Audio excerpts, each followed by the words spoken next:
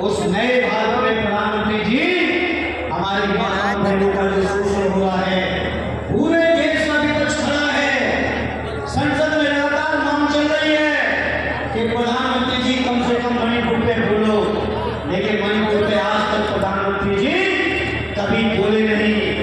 संसद ठप पड़ी रही, मजबूरी में विपक्ष को अविश्वास प्रस्ताव लाके एक ऐसी परिस्थिति पैदा करनी पड़ी कि कम से कम ये बीजेपी के लोग देश के प्रधानमंत्री मणिपुर पे महिलाओं के अत्याचार, अन्याय, शोषण के ऊपर बोले। इसलिए मैं आज मौके पर कहना चाहता हूँ, ये भाजपाई लोग जो गणेश जी को ये भाजपाई लोग जो तमाम तरीके के अफवाहें उड़ा देते हैं, ये भाजपाई लोग शाहजहांपुर के लोगों को भी गुमराह कर दिए, देश के लोगों को भी गुमराह किया। क्या बोले थे 14 में? हर साल 2 करोड़ रोजगार मिलेंगे। बताओ मेरे शाहजहांपुर के वासियों, बदायूं से लेकर जहां तक हमारा संपर्क है, कहीं रोजगार नहीं मिला। बताओ शाहजहांपुर वालों, आपको कहीं रोजगार मिला हो बच्चों को? यही बीजेपी के लोग क्या भाषण देते थे 2022 के विधानसभा चुनाव से पहले तक कि 2022 आते आते किसानों की आमदनी पूरी होगी। बताओ शाहजहांपुर वालों, किसानों की आमदनी पूरी हुई है क्या? तो कब तक बर्दाश्त करोगे इन झूठों को? यही कहते थे बहुत ही महंगाई की मार, 450 रुपए का सिलेंडर था, तो दिल्ली सरकार के बड़े बड़े मंत्री सिलेंडर लेके राजघाट पे धरना प्रदर्शन कर रहे थे। आज तो बताओ 1200 पहुंचने वाला है सिलेंडर। कोई बीजेपी का नेता दिखा के प्रदर्शन करते हुए? और वो इसलिए भी नहीं कर रहे हैं, उनको लड़ रहा है, उनको घमंड है इस बात का कि हम धर्म के नाम पे, मजहब के नाम पे, जाति के नाम पे हम बंटवारा करके चुनाव जीत लेंगे। ये भाजपाइयों के दिमाग में घमंड बैठा है। इसलिए मैं शाहजहांपुर के लोग आपसे कहूंगा, जिन मुद्दों की बातें करके ये आए थे 2014 में, 17 में, 19 में, आने वाले 24 के चुनाव में जरा बीजेपी के लोगों से पूछ लेना क्या मुद्दे पूरे किया आपने। और यहाँ तो बड़े बड़े मंत्री हैं, वित्त भी है, किलौली भी है, सहकारिता भी है, और हमने तो यहाँ तक भी सुना है कुछ मंत्रियों की हैसियत ये है कि चपरासी का भी ट्रांसफर नहीं कर सकते किसानों को। ये भी हैसियत है। इसलिए मैं कहना चाहता हूं, ये लोग कुछ नहीं कर सकते। शाहजहांपुर के लोगों, परिवर्तन आपको करना पड़ेगा। ये मैं आपसे भी लोग प्रार्थना लेके आया। और नहीं परिवर्तन करोगे तो जिस तरीके की नीतियां हैं, कार्यक्रम है, सोच है भारतीय जनता पार्टी की, देश में के अंदर जितनी संपदा है, सड़कें हैं, बिजली है, अस्पताल हैं, हवाई अड्डे हैं, रेल है, जहाज हैं, बड़े बड़े उद्योग हैं, ये कुछ चुनिंदा हाथों में लेके गुजराती चुनिंदा हाथों में चले जाएंगे। मेरे शाहजहांपुर के लोगों, आपके हमारे लिए कुछ बचने वाला नहीं है। इसलिए मैं इस मौके पर कहना चाहता हूं, ये आने वाला चुनाव बहुत महत्वपूर्ण चुनाव है, जहां पूरे देश के अंदर, उत्तर प्रदेश के अंदर महिलाओं के ऊपर अन्याय हो रहे, अत्याचार हो रहे, शोषण हो रहे हैं, और बीजेपी के लोग जिनको सरकार में बैठ के जिम्मेदारी है, जनता ने जिम्मेदारी डाली थी न्याय करो, लेकिन बताओ बीजेपी वाले कहीं न्याय कर रहे हो? आप क्या करेंगे? भाजपा के लोग पिछड़ों की भी बातें कर लेते हैं, मोदी जी भी अपने को पिछड़ा कह लेते हैं, लेकिन बताओ इन बीजेपी वालों से पूछो, समाजवादी पार्टी मांग कर रही है, माननीय अखिलेश यादव लगातार संघर्ष कर रहे हैं, जातीय जनगणना करोगे कि नहीं करोगे?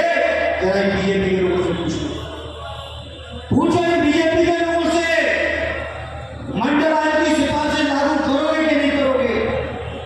पूरी पूरी नौकरियों में पिछड़ों का, दलितों का, अल्पसंख्यकों का, आदिवासियों का सफाया कर दिया है बीजेपी के लोगों ने।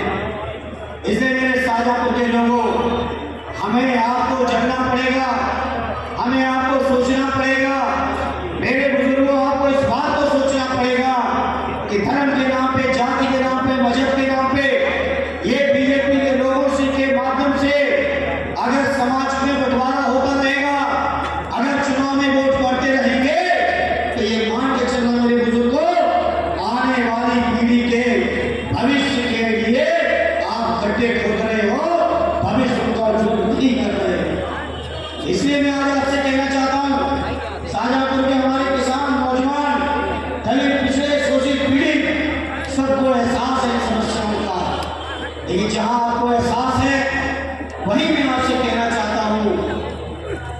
तमाम महापुरुषों ने कहा है, लोहिया जी ने कहा, बाबा साहब ने कहा, सरदेव नेताजी ने कहा, मान्यवर काशीराम जी ने भी कहा, राजनीतिक चाबी जब तक अपने हाथ में नहीं लोगे तब तक कोई बड़ा परिवर्तन आप नहीं कर पाओगे। इसलिए 14 और 24 के चुनाव में ये जिन भारतीय जनता पार्टी के लोगों को आप लोग जिता दिए, कम से कम आने वाले 24 में उनकी सत्ता छीनने का काम आप लोग कर देना, ये मैं आपसे प्रार्थना अपील लेके आया हूं आपसे। मैं उम्मीद करता हूं शाहजहांपुर के लोग मामूली लोग नहीं है, समाजवादियों की सर्जरी रही है। स्वर्गीय सतपाल जी के नेतृत्व में समाजवादी आंदोलन को यहाँ लगातार ताकत मिली है और आज मुझे खुशी है जिस तरीके का मंच हमारा बैठा है, जहाँ एक और भाई तनवीर हैं, दूसरी ओर भाई राजेश जी हैं, तीसरी ओर रोशन लाल जी हैं, नीरज मौर्य जी हैं, उपदेश जी हैं, राजेश कश्यप जी हैं, हमारे जयेश जी हैं, राठौर साहब हैं। जिस तरीके का नेतृत्व समाजवादी पार्टी शाहजहांपुर के पास है, ऐसा शानदार नेतृत्व शाहजहांपुर में किसी पार्टी के पास नहीं है। ऐसे शानदार नेतृत्व को ताकत देने की जिम्मेदारी मेरे शाहजहांपुर के बुजुर्गों, नौजवान साथियों, आपकी बनती है। और मैं उम्मीद करता हूँ कि आने वाले समय में लोकसभा के चुनाव में आज ही संकल्प लेना, जहां बहन फूलन जी की आप जयंती मना रहे हो, उनको सच्ची श्रद्धांजलि यही होगी कि आने वाले चुनाव में जिन बहन जी ने पूरा जीवन राजनीति अपनी जिस पार्टी में की, जिस समाजवादी पार्टी में की, जिस पार्टी के नेता को अपना पिता माना, जिस पार्टी के राष्ट्रीय अध्यक्ष माननीय अखिलेश यादव जी के हाथों में राखियां बांधी हैं, ऐसी पार्टी को ताकत देने का काम कर देना, ये मेरी आपसे अपील है। यही सच्ची श्रद्धांजलि होगी। अगर आप ये नहीं कर पाते हैं, अगर आप ये नहीं करते हैं, तो बहन जी को सच्ची श्रद्धांजलि शाहजहांपुर के कश्यप समाज के लोगों, पिछड़े समाज के लोगों, मेरी माताओं, बहनों, किसानों को सच्ची श्रद्धांजलि आप नहीं दे रहे हैं। इसलिए मैं कहना चाहता हूँ, आने वाले 24 के चुनाव में जैसा फैसला पार्टी के लोग ने माननीय राष्ट्रीय अध्यक्ष जी अपने साइकिल निशान पर जिस किसी साथी को भी भेजें, उस साथी को दिल्ली की संसद तक पहुंचा देना, ये हमारी आपसे प्रार्थना होती है, ये हमारी अपील है। बताओ शाहजहांपुर के लोगों, अपील हमारी स्वीकार करोगे कि नहीं करोगे? करोगे कि नहीं करोगे? अभी लोकसभा के चुनाव की शुरुआत हमने अभी बधाई में भी नहीं की, लेकिन शाहजहांपुर की पार्टी के लोगों का, भाई राजेश जी का, तनवीर जी का, राजेश यादव जी का, सबका आदेश था, तो चुनाव अभियान की शुरुआत अपने शाहजहांपुर के लोगों ने भी जाके की है, चाप के भी जाके की है। तो मैं आपसे उम्मीद भी लेके आया हूँ, प्रार्थना भी लेके आया हूँ, निवेदन भी करने आया हूँ कि हमारी इस अपील और प्रार्थना को स्वीकार कर लेना और समाजवादी पार्टी को आने वाले लोकसभा चुनाव जिता के भेज देना, ये हमारी प्रार्थना है। बहुत बहुत धन्यवाद भाई राजेश को,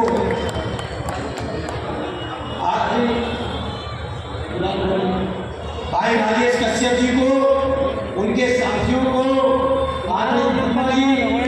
रामलाल वर्मा जी जो हमारे बहुत बुजुर्ग हैं, अम्बेडकरवादी हैं, और नारा भी राष्ट्रीय अध्यक्ष ने दे दिया है कि कि समाजवादी पार्टी की साइकिल जहां एक पहिया बाबा साहब भीमराव अंबेडकर जी की विचारधारा का होगा, वही दूसरा पहिया डॉक्टर राम मनोहर लोहिया जी की विचारधारा का। जहां माननीय राष्ट्रीय अध्यक्ष जी ने नारा दिया है कि उत्तर प्रदेश के पिछड़े दलित अल्पसंख्यक एक हो जाओ, और मैं आज आपसे कहता हूं आप लोग एक हो गए तो ये बहन फूलन जी की हत्या कराने वाली जो गंदी सोच है, उस सोच के लोगों का पता नहीं चलेगा कि इसमें कहां चलेगी। बताओ संकल्प लोगे कि नहीं लोगे? साझा वालों जिताओगे लोकसभा चुनाव के नहीं जिताओगे? और ये अखिलेश यादव के मान को बढ़ाओगे कि नहीं बढ़ाओगे? जिन कड़ाइयों में बहन फूलन जी ने राखी बांधी, उस घातों को मजबूत करोगे कि नहीं करोगे? बताओ। जिता देना समाजवादी उम्मीदवार को आने राष्ट्रीय अध्यक्ष जिसको भेजे भाई राजेश जी और आपके साथियों को एक बार फिर